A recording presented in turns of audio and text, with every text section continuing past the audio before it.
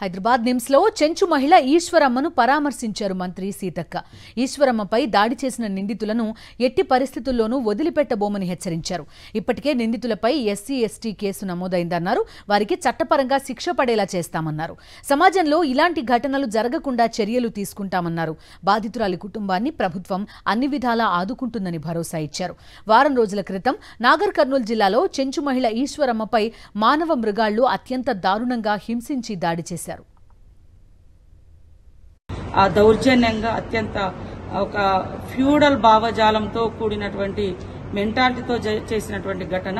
దీన్ని తీవ్రంగా ఖండిస్తా ఉన్నాం. మేము కూడా ఇప్పటికే ఆ నిందితులు ఎవరైతే ఉన్నారో మరి అటెంప్ట్ మర్డర్ కానీ అదేవిధంగా ఎస్సీ ఎస్టీ కేసు కానీ ఇవి కూడా పెట్టడం జరిగింది. వాళ్ళు ఎవరైనా కానీ ఎస్పీ గారికి కూడా మేము ఖచ్చితంగా ఆదేశించినాం.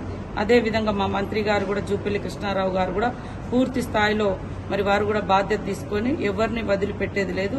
ఇలాంటి దుర్మార్గాలు ఈ సమాజంలో మళ్లీ జరగకూడదనేదే మేము భావిస్తా ఉన్నాం. అలాంటి వారికి ఖచ్చితంగా కఠినమైన శిక్ష పడితేనే ఇలాంటి మానవ మృగాలు మళ్లీ ఇలాంటి చర్యలకు పాల్పడాయి. కాబట్టి ఈశ్వరమ్మ కుటుంబానికి మేమందరం అండగా ఉన్నాం.